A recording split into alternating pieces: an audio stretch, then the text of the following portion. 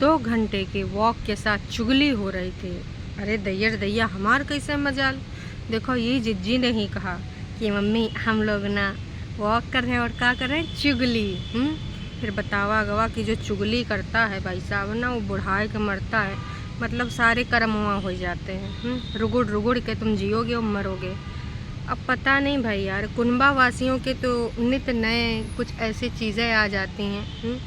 कभी लगता है कि इनके हिसाब से कि अगर कोई किसी की चुगली करता है तो उसके पाप दूसरे पे ट्रांसफ़र हो जाते हैं। अब एक नया सुनने को मिला है कि अगर कोई चुगली करता है तो भाई साहब वो एकदम बूढ़ा है, क्या मतलब एकदम रियावत है ऊपर वाले से, हे ऊपर वाले अब बुलाए ले, हमारी चुगली ना नज़रअंदाज करके अब हमको भुगताओ ना, ऊपर बुलाए लो। अब आने वाले टाइम में चुगली के ऊपर और कौन का लागू होता है ऊपर वाले के माध्यम से, कुनबा वासियों की ज़ुबानी हम बाद में सुनेंगे। फ़िलहाल भाई एक लोगों ने बोल दिया कि आपकी भाभी का स्वभाव बहुत ही ज़्यादा अच्छा है, वो बहुत ज़्यादा समझदार है और जो उसकी ज़िम्मेदारी है भी नहीं वो भी वो निभाए रही है। ऐसा जिज्जी से, बड़कन्नी जिज्जी से बोला गया। आपकी भाभी बहुत अच्छे स्वभाव की है। वैसे ये कमेंट्स चाहे ऐसे इस प्रकार के आते हैं वो ना रहते, लेकिन ऐसे कमेंट्स क्यों रह गए, इसके पीछे क्या है कहानी।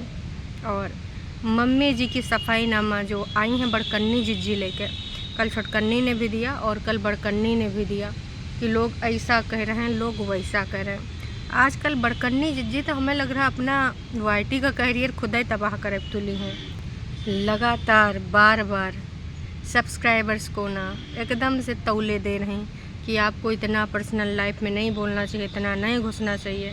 जिज्जी कितनी बार बताया है कि जितना तुम सुन सको, जितना तुम ले सको, उतना पर्सनल लाइफ यहाँ कैमरा के आगे दिखाओ। तब तो कीचड़ कचरा और न जाने का तुम सब ने लड़ाई झगड़े सब ऑन कैमरे करे हैं।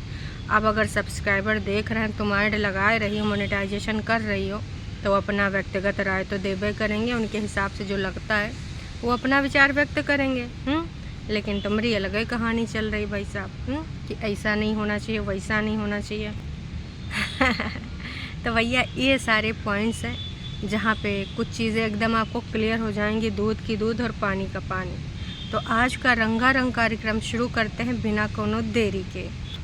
तो जी वो जो कमेंट आया था भाभी की तारीफ़ों वाला, वैसे तो ये सब अपना तारीफ़ा सुनना पसंद करती हैं, वैसे तारीफ़ों को लेकर भी मम्मियों से कुछ कहलवाया गया है, उसके बारे में भी वार्तालाप करेंगे। फ़िलहाल भाभी की तारीफ़ पर आते हैं। तो जी इतना ही कहना था, या फिर कोई फेक आईडी होगी और या फिर कोई ओरिजिनल, मतलब इन लोगों का टरू वाला।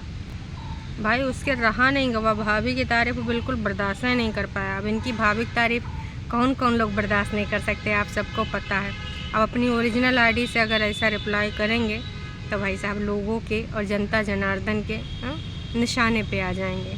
इसलिए भाई एक आईडी से तुम कमेंट कर सकते हो। लिखा गया कि अच्छा बड़ा अच्छा नेचर है, जो उसकी जिम्मेदारी नहीं है वो भी निभाई। ऐसी कौन सी जिम्मेदारी दुपट्टा ने निभाई दी जो तुम लोग एकदम मार उसके गुणगान कर रही हो। अतनन पाए रुकी नहीं, दूसर की जनी आ गई कि हैं का बोल रही हो। अगर ससुराल में ननंद है तो वो घर की बाहर की तो है नहीं है। अरे जिज्जी भाई रुक जाओ, थम जाओ, इतनन पाई नहीं रुकी। इन्होंने जिसने ऐसा कमेंट कर दिया उसके नेचर पे भी सवाल उठा दिया कि लग रहा आपकी मेंटालिटी ऐसी नहीं है कि तनिको अगर हिल डुल दो घर के सदस्यों के लिए तो भाई बहुत अच्छी है, बहुत फलानी है, बहुत धमाकी है। और एक फिर से टरू वाला है हुआ, नास पीटा एकदम लोटा की तरह लुढ़कत हुए। ये लग रहा था कि हमारी छोटकन्नी जिज्जी की टरू वाली हुए हैं।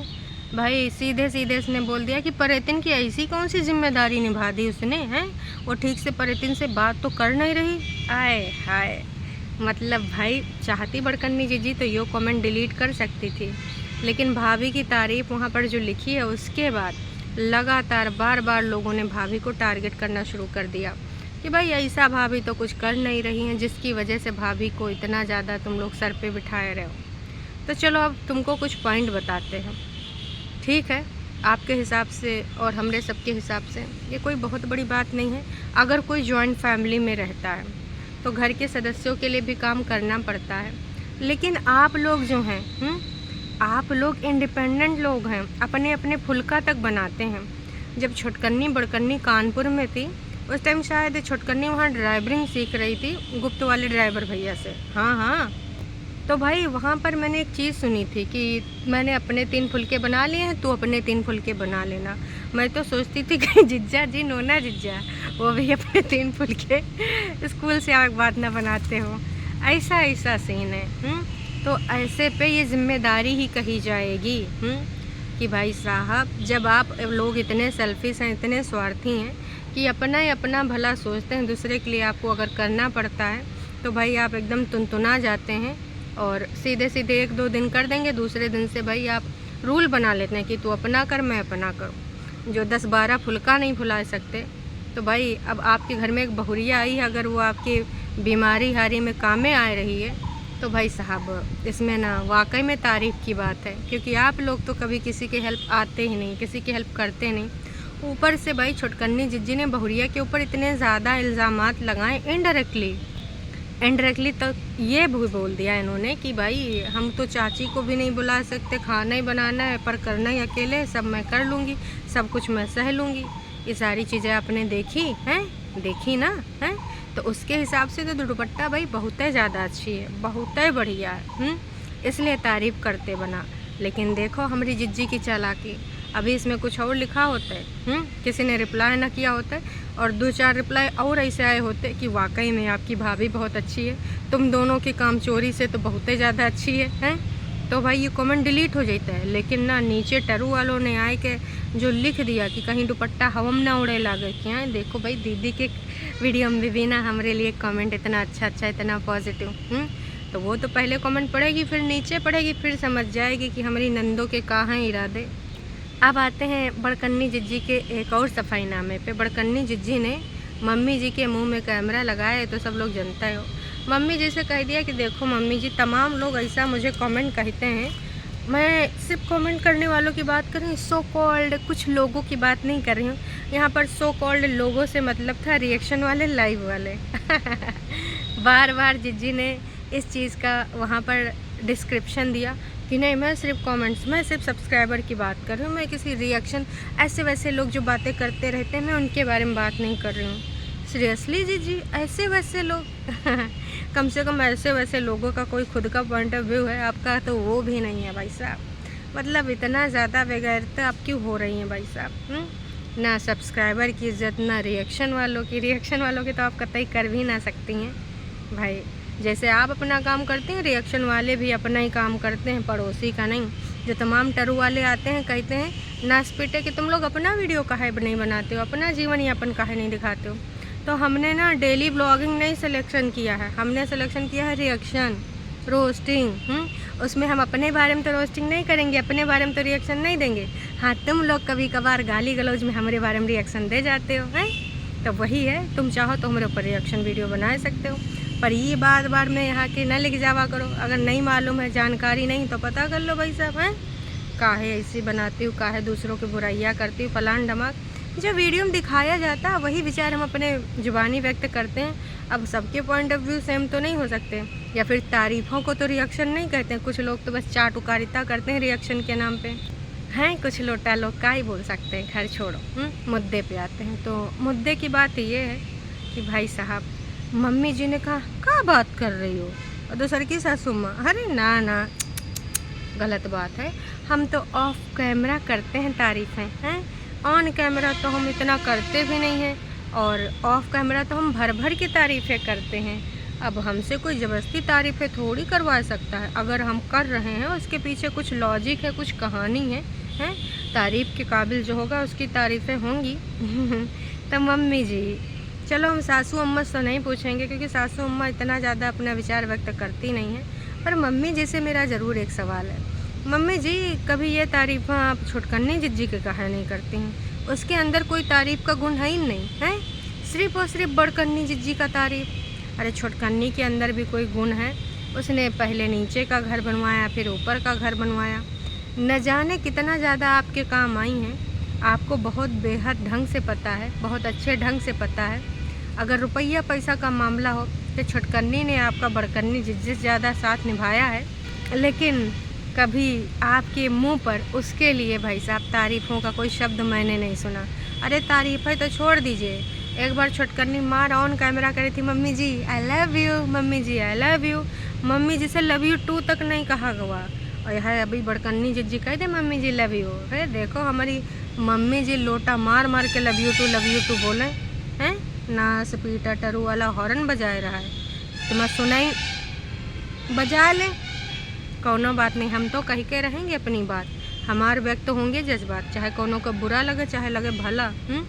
जो हमारा अभिव्यक्ति का आज़ादी है, हम वही का फ़ायदा उठा रहे हैं। जैसे तुम जिज्जी कैमरा ऑन करके कुछ हो भाई साहब, कुछ हो बोल जाती हो।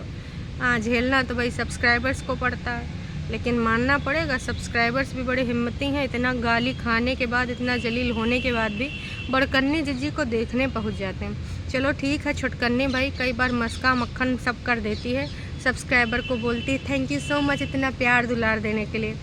उसको असलियत में पता है कि उसको कैसा प्यार दुलार मिलता है। इतने सारे सवाल होते हैं, भले वो पब्लिक ना करे, इतने सारे लोग लांछन लगाते हैं, भले वो पब्लिक ना करे, लेकिन फिर भी थैंक यू बोलती है। सब्सक्राइबर की इज़्ज़त करती। हाँ, एक दिन कभी ऐसा हुआ था जब उसने भी सब्सक्राइबर्स को तौला था, फॉलोअर्स को भी तौला था इंस्टाग्राम पे।